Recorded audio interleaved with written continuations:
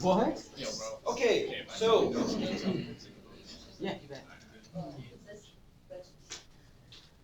so let's take a look at another really nice thing that calculus does for us. If we're looking at some non-calculus equations, these are what we might call static equations.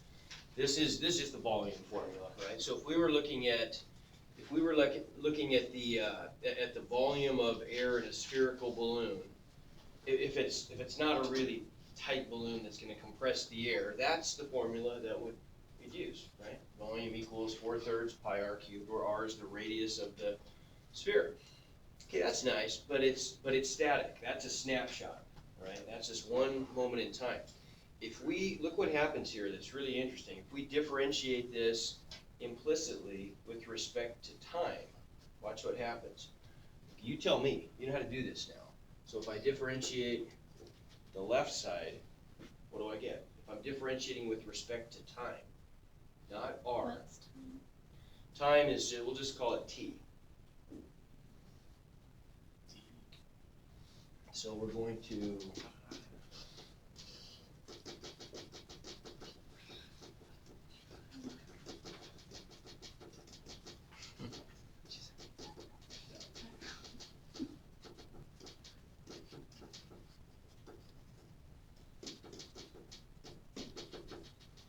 second to b.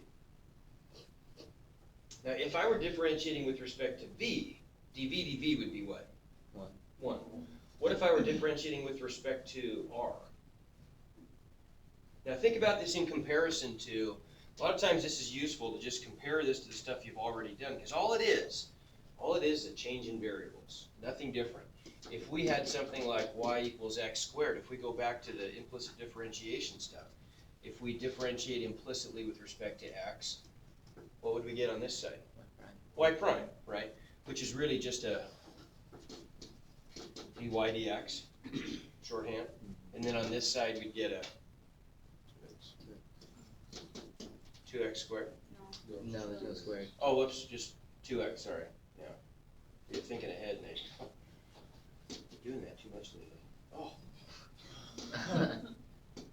There we go.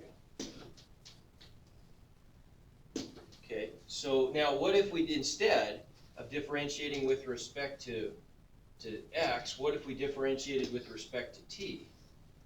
What would that give us? Instead of dy dx, we get dy dt, right? And on this side, what would we get? 2x, right? Because we're differentiating x squared, right? First of all, does that make sense? Yeah. And derivative of hand squared is 2 hand, but then we get a dx dt, right? Instead of here, we actually got a dx dx, but it just disappeared, right? Yeah. No, it's always there, but we just did, why write it? 2x dx dt, right? Yeah. Okay, so now let's move over here and take a look at this stuff. What's going on over here then? If we've got this v on the left side, instead of a y, it's a v, but y, v, 6 of one, half a dozen the other, just different variables. Nothing special about either one. If I differentiate with respect to t, what am I going to get on that side? dv dt. Ah, okay. Okay. Equals, what about on this side now? Stare at that for a second and tell me, how are we going to deal with that? How many variables are there on the right?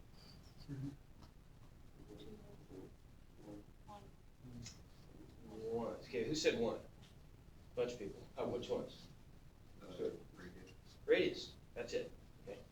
What about the pi? Con? constant. Okay, so that's just a constant, isn't it? So we treat that like any other constant. So then what's the derivative of 4/3 pi r cubed? 3r squared. Ah, okay.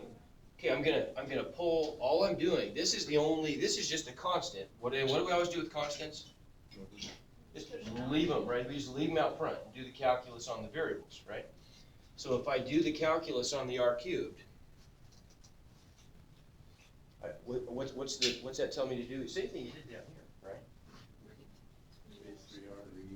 Okay, 3r squared, and then 3 times 4/3 pi. If we multiply the 3 by that fraction, what do we get? Okay, 4 pi r squared. Did I say 3? Yeah, I did, yeah, but the 3, if we take the 3 down, 3 over 3 Oh, okay. cancels. And then what's the next part? 3r squared. dr dt, there you go, times dr dt. Okay, that's pretty interesting. Now, that may not seem like much, but that explains a lot. I want you to think about what happens when you blow up a balloon for a second. If you go back to your days of childhood, birthday parties with lots of balloons, imagine how if you blow up a balloon, initially it's pretty satisfying. The thing just, you take a few puffs and it starts to get big really fast, doesn't it, right? But then once it starts to get bigger and bigger and bigger, what happens? Okay, it compresses against itself. That's one thing that's going on. And so the air does get a little bit compressed. But there's something else happening there too. As you're blowing the thing up, after a while, doesn't it just, it's like it doesn't seem to get any bigger, right? I mean, you blow and blow and blow and blow and puff and get all out of breath, and it's only gone from that size to that size, right? But initially, it just blows up pretty quickly. Why? Okay, I hear a couple things. No, over here, you two. I heard something good over here. Ah, okay, the volume is growing at a different rate than the surface area. Okay, well, look at this. This is telling us something important here. What's this saying? dV dt. Now, what does that mean, dV dt? What's that mean? Remember, derivatives are rates, and you can always read a derivative as the rate of change of the top with respect to the bottom, right? So we're literally looking at the rate of change of volume with respect to time. So in other words, how fast is volume changing with time? Okay?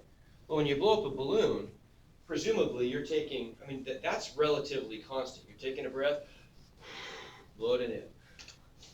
So the rate at which the volume is increasing, that's coming from the air that you're blowing into the balloon, right? That part's going to be relatively constant. What about over here, though? What's happening to this side? Well, you got 4 pi r squared. R is clearly the radius, right? dr dt is what? Change in radius. Oh, okay. Yeah, that's the rate of change of the radius of the sphere. How big the balloon is getting, right? When you look at it from the outside. Now, for one thing, it's going to get a little cumbersome to write these dV dt's and dr dt's and things like that when we start doing algebra. Because what we want to do, what I'm going to do in a second, is I want to solve for this variable, and we'll explore that with a little graph and see if we can explain the birthday conundrum. Why is it that initially it's such a great deal, but then after a while it gets so tedious to blow up these balloons? Instead of writing them like this, we're going to use a similar trick to what we did over here with our implicit differentiation. We used the y primes, but instead of primes here, because when we're doing real world stuff like this, we almost always we're differentiating with respect to time, because at least in our universe, time is what distinguishes, if you think about physics, we always talk about events in physics as, me snapping my fingers is an event, right? Maybe not a momentous event, but it's an event. It's something that happens that we can observe. Events are distinguished or differentiated based on their position, right? So, one's here, one's here. That's no big deal. We can talk about that without invoking any kind of calculus. But more importantly for us, they're distinguished by time. That's a different event than that is, right? One happens clearly before the other, And how do we know what's before and what's after? Well, it's time is what does that for us, right? And so when we talk about systems changing in physics or in chemistry or anything like that, really, we're almost always talking about how they're changing with time, how they're evolving with time. And so when we want to apply calculus to situations like that, we're going to do this implicit differentiation with respect to t. And so to mark that as being a little bit different than what we did before, it's just the plain old dy dx stuff that's kind of more mathematical, those get primes. When we differentiate with respect to t, we're going to give it a dot instead. And that's telling us something, okay, that's telling us this is a derivative with respect to time, right? So we know that's special, this is what we apply typically to more realistic physical situations. So we're going to write this a little differently. We're going to write this as v dot, meaning just the derivative of v with respect to t, equals 4 pi r squared r dot. Now, if I solve that for r dot, what do I get?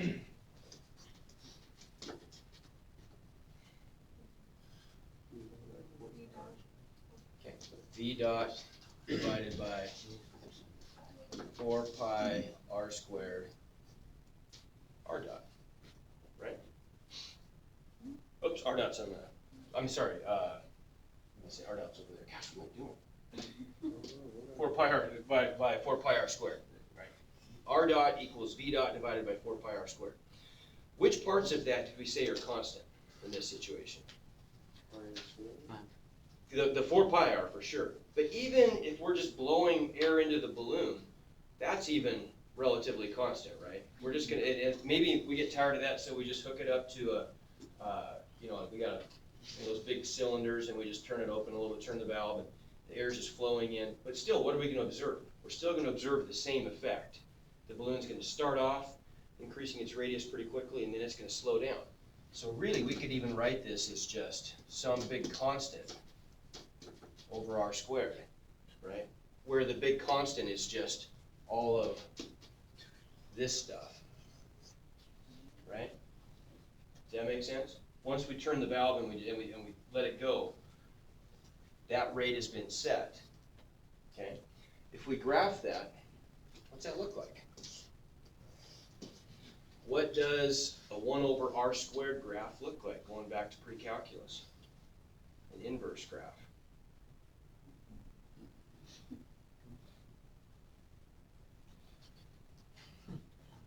What's that look like? Yeah. I don't know what to call it, but. That's right. Well, that's it. It's an inverse graph. It looks like that.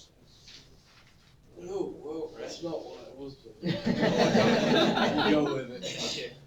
I said, Right? Does that make sense? If you think about that, it's the shape makes sense too, doesn't it? As r is really small, the bottom of this fraction is really big, right? And the fraction as a whole is really big as the denominator gets really small, right?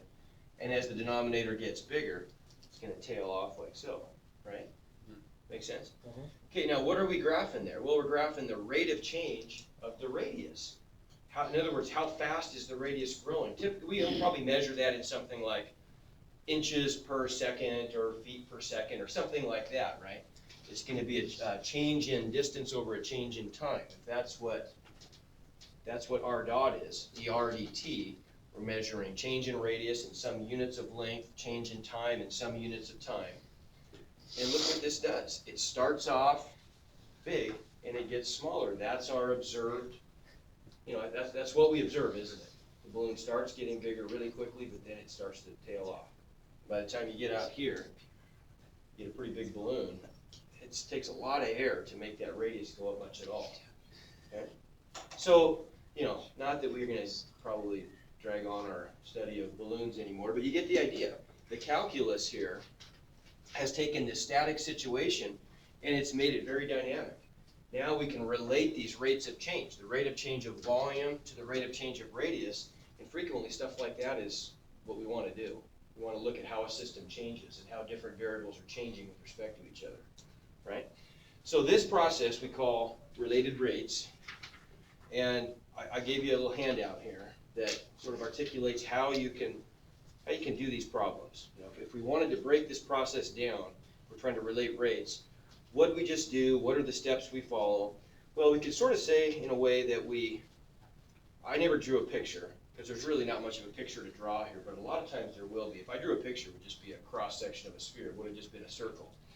But usually the first thing we do is we want to draw a picture if necessary, and we want to identify what are the snapshot values that we're looking at. So probably this question wouldn't have been quite like this. It would have been phrased something like, okay, so we've got this situation where we're blowing up a sphere, and we want to know, for example, when,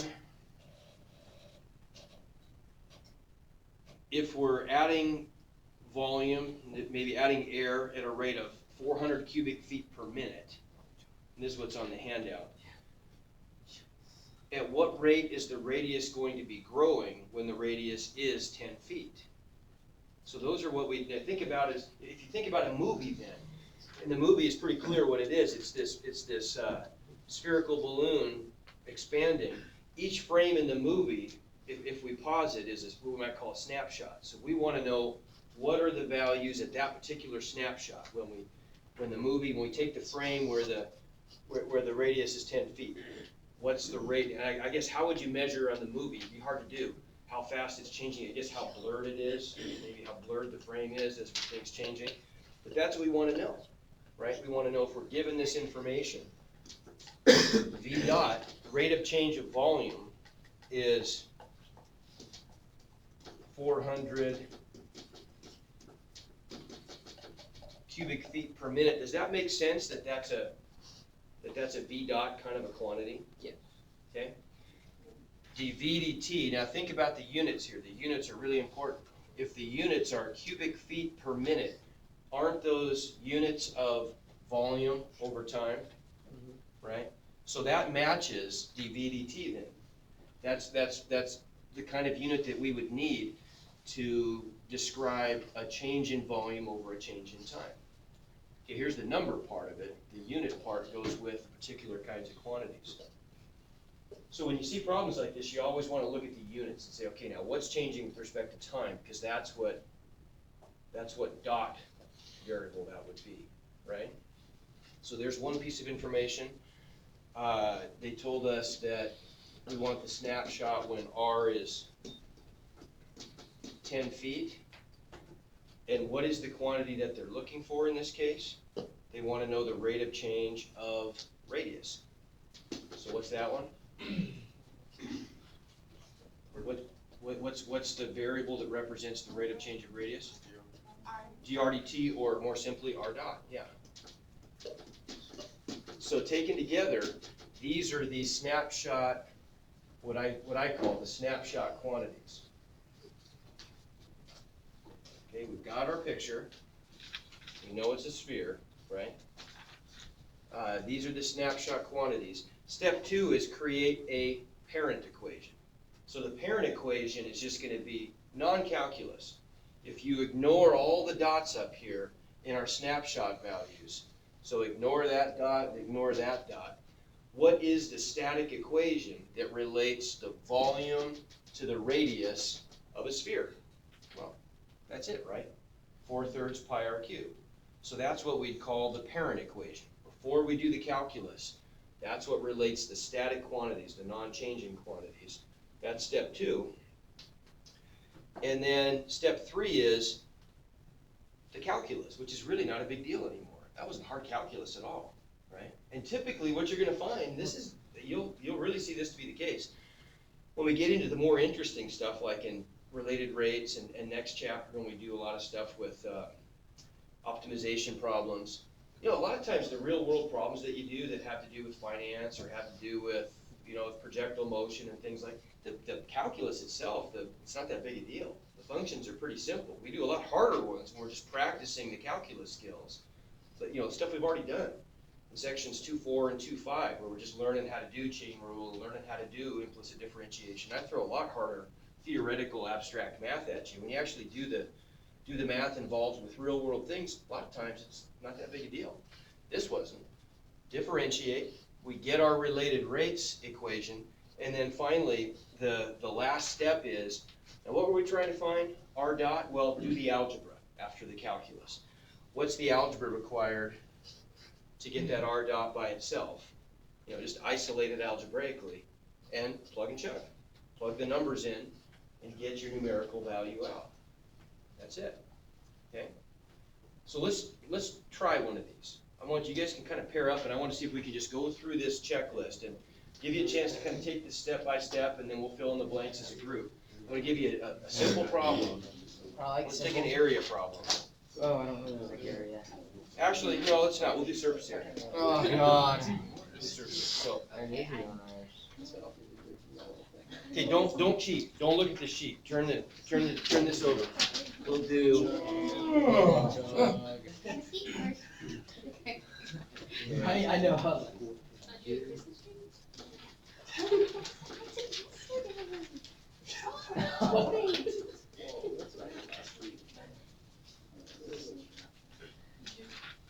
Okay, it's going to be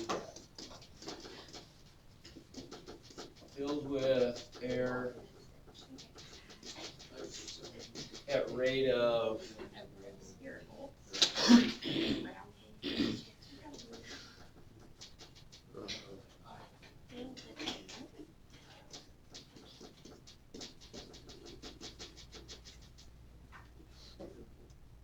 filled with air at rate of 400 cubic feet per minute. We want to know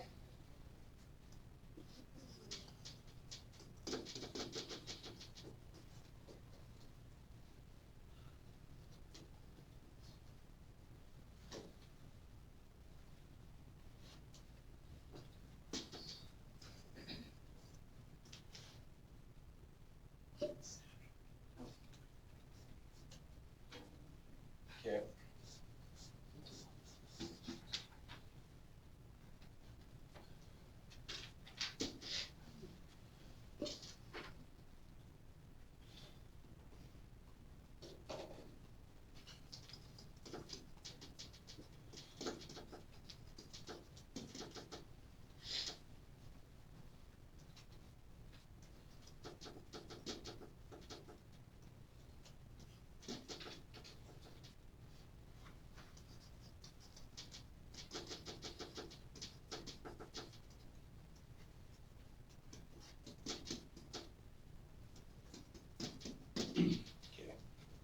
There's our problem.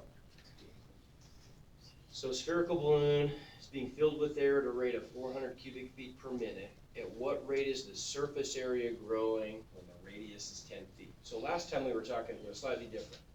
Okay? We want to know what rate was the radius growing of the sphere. Now we want to know at what rate is the actual surface area changing.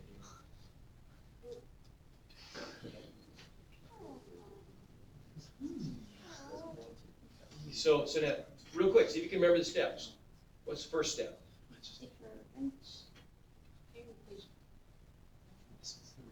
Say it again. Was it the parent equation? Okay, that's actually the second step. Yeah.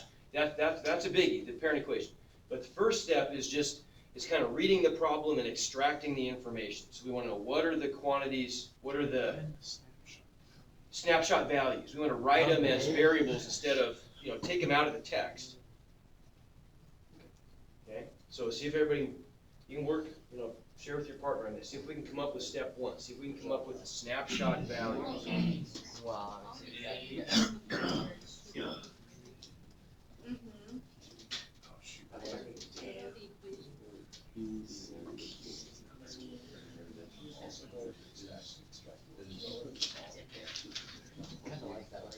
Yeah, don't look at it. Don't look at it, because you'll be able to, this is on there, so you'll have it for later.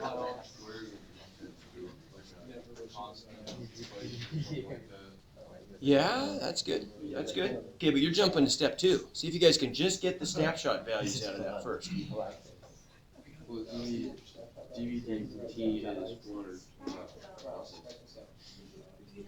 cube per.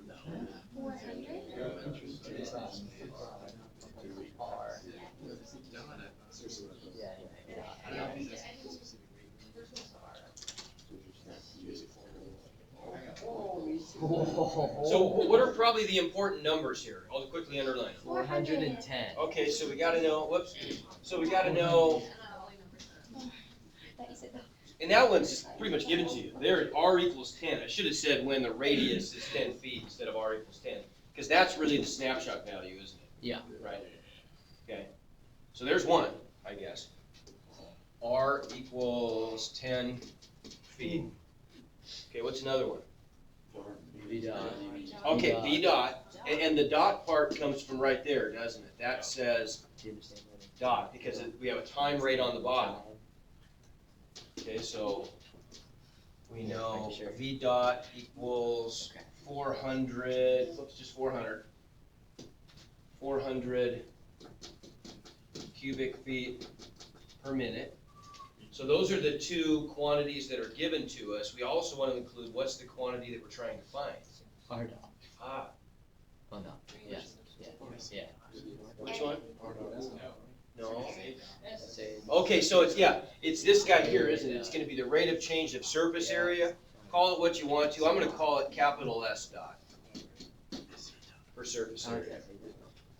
Usually, that's pretty standard in like physics too. A lot of times, A would represent a two-dimensional area, and S would represent, capital S would usually represent a surface area. But that stuff's, a big deal.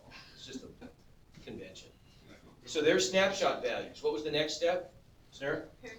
Parent equation. Parent equation. Okay, so parent equation. Yeah.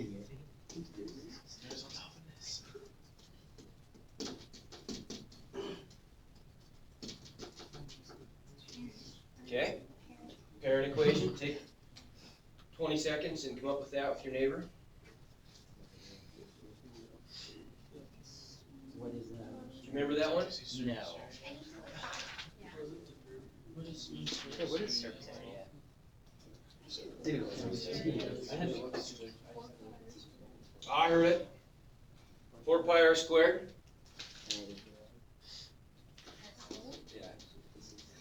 Oops. Surface area.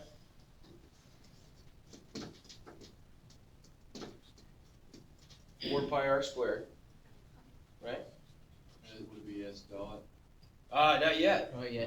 Not yet. The parent equation, this is Well, that's the derivative of the dot. pre-calculus. Right. Right. So we haven't done the calculus yet. It's pre-calc? Okay. Now, can we plug in any values yet, by the way? No, we can't, can we? If I plugged in values now, that would mean that they were constants, and they're not. You understand, these are not constants. Radius is not always 10. It's 10 in that one snapshot, that one frame of the movie, but that's it. It's changing, right? Okay, so what's next? Then differentiate with respect to. Now comes the calculus, right? Now comes just that little bit. That's all I'm good for, teaching you the calculus. You already knew all this other stuff theoretically without me. I'm overpaid. Wow. Okay, you can go with that. Okay. Do all this. Yeah. So, or theoretically, you could put all this stuff together. The only part that's any different is the calculus. So now, Calculus stuff. okay, so what's the calculus tell us on this? If I differentiate with respect to, what am I doing when I say calculus? T, yeah, we want to know how is this thing changing with time? So we're differentiating with respect to the variable that we want to observe change with respect to, right? So what's the first term becomes? S dot. S dot. Okay, what about over here? 8 pi r multiplied Yeah. by r dot. Good. Okay, and then finally, step 4, question. I'm sorry, all this is good with me except the calculus part. Why do we multiply by r dot? Oh, okay, good. Okay, so the calculus part. Why do we do the r dot? Because it's chain rule. Okay, so if you think about this as a chain rule deal, we're going to differentiate. We're going to always differentiate from the outer layer to the inner layer, and we'll stop when we get to 1. We'll stop when we get to the point where the calculus, the derivative of a constant is always 0, right? See what I'm saying? And so, once we get to the level of a constant, we're done. Okay. So what about this one? ds would just be 1 and we'd be done, but it's not. We're differentiating with respect to t, and so we get a ds dt. Leave that out front. What about here? Well, we've got first thing we see by the chain rule is a power. So we got to do the 2 which gets wrapped up in the 4, 2r to the 1, then we look inside, and if we were differentiating with respect to r, that would have been the last step. But because we're differentiating with respect to t, we gotta have that r dot there. I got you, thank you. Yep. Thank you very much. Yeah. Okay, so there's the calculus. Now, the last step was really just some post-calculus algebra, and then plug and chug. I just call it the plug and chug step. So you're gonna, Oh, so you're just gonna do this. Step 4, if I just plug in the I wanna isolate the variable that we're trying to solve for, right? Say it again. Which is actually, in this case, I think, wasn't it actually S dot? Okay, so it's already done. The algebra in this case is already done. S dot is already by itself. All I have to do is plug in the values. Now, we are gonna cheat just a little bit here. Because we did the prior example, we actually found something out from the prior example. Remember, we got a result. Didn't we find that what was the rate of change? I forget already. We didn't. If we had kept going with the previous example and plugged in the values, we would have found, when we solved for r dot, we would have found that r dot equaled 1 over pi. We never actually did that, but if we had plugged all this stuff in down here at the end, if we had plugged in 400 for v dot and 10 for r, wouldn't I have just gotten 400 over 400 pi?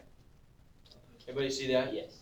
And so my answer would have been, when I plugged all that stuff in, I would have gotten r dot equals 1 over pi, right? In whatever units we're dealing with, okay? So cheating from the last example, this is what we would have found, but that's okay. That's a viable, it's all part of the same situation, and so we could add that to our list of snapshot values. And sometimes with these problems, that's gonna happen. Sometimes you're gonna do a problem like this, particularly when there's more than one independent variable at the same time going on.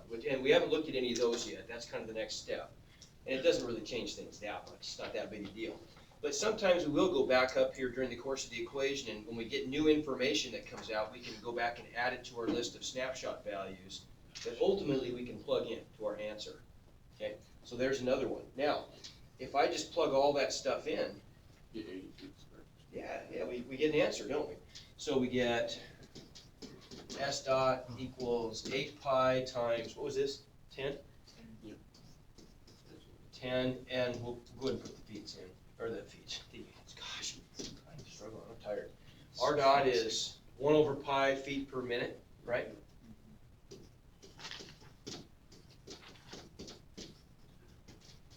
Okay, if I multiply all the way across, look what happens. The pi's cancel. 8 times 10 is 80. That's feet squared. Good. And then the units work out, of course. I get feet times feet is feet squared per minute. Okay, now there's a way, those units are just a little bit cumbersome to deal with, aren't they? They're just more to write. Do we have to do that? No, we don't. Here's if you're careful, here's what I always do and what I'd recommend you do. As long as we know that in the original text of the problem, we're told what kinds of units we're using for length and for time, right? Now, one thing you gotta be careful about is, if I'm given information with competing units, I have to convert them all to the same kinds of units. I can't be dealing with the rate of change of volume of cubic feet per minute, and if I wanna find out what rate the surface area is growing when R is 10 yards, then I can't just use that 400 and that 10. I'd have to switch it, wouldn't I? I'd have to switch them so they're all written with the same types of units. But once I've done that, once I've agreed on whatever the units that we're going to use and we're going to stick with are, I can, in the words of physicists, and you'll hear this in college, we can just suppress the units, which is really just a nice way of waving your hands and saying, we're just going to be lazy and not put the units in there. Because we know when we're all done, we'll just build the correct units out of those base units, right? So we could have just said, okay, we got length in feet, all the lengths are in feet, all the times are in minutes. Don't write any units down until the last step. And then rate of change of surface area should be in terms of what units? Well, area units over time units using our length, our base units. So feet squared over minutes, right? See what I'm getting at? I recommend that. Okay. How much time we got? A little bit, Mr. 10 minutes, yeah. Okay, so how do we get the parent equation again?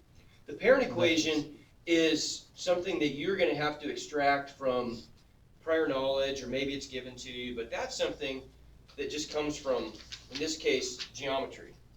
That's just something that, I mean, typically, like on a test, I would give those to you. If they're geometry, like if it was, for example, the volume of a right circular cone, probably you're not gonna remember that, so I'll just give that to Did you. I even learn that? Maybe not, I don't know. I don't think so. It's one in calculus that comes up a lot. But so there's no magic there. That's just, maybe we can Google it. I don't know. I mean, that's just something that we're gonna get from out there. Okay. This is the part, now so this is what we do with that information though. Oh. Okay. Yeah. I learned that. Okay, Yeah, right? did you notice, before we move on here, this stuff always kind of intrigues me. Did you notice when we went back to this step right here, if we look back at this, you probably didn't notice, but maybe you will now. Just take that part right there. If I start with volume, this is kind of cool. Dude, I totally saw this. When I differentiate implicitly with respect to time here, look what I get. I get v dot equals 4 pi r squared r dot. See anything interesting there? Yeah, isn't that weird? That's pretty cool.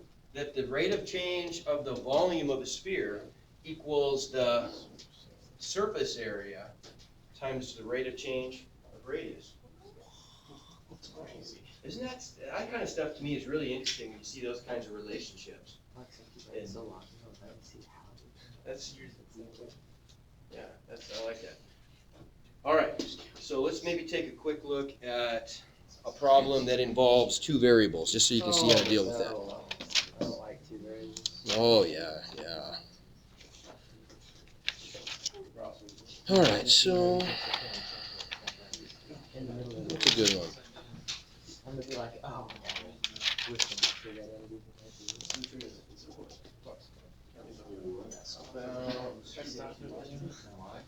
And then Kevin might just drop out your face and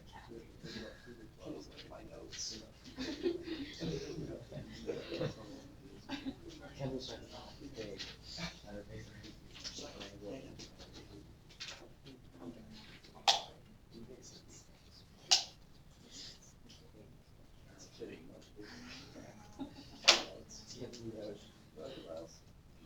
Like your house.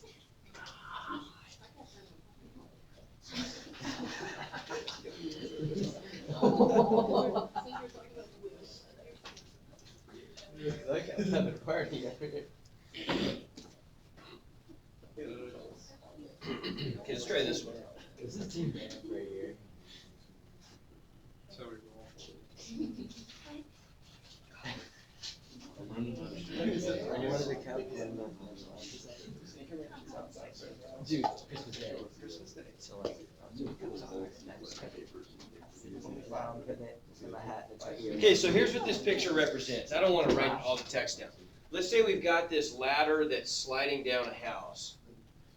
Okay, and it is, let's say that the base is sliding away from the house at a rate of 5 feet per second, okay? I want to know how fast is the area changing. By the area, I mean if we're looking from the side here, the area of the triangle formed by the ladder, the house, and the flat ground. How fast is the area changing when the top of the ladder is 4 feet above the ground?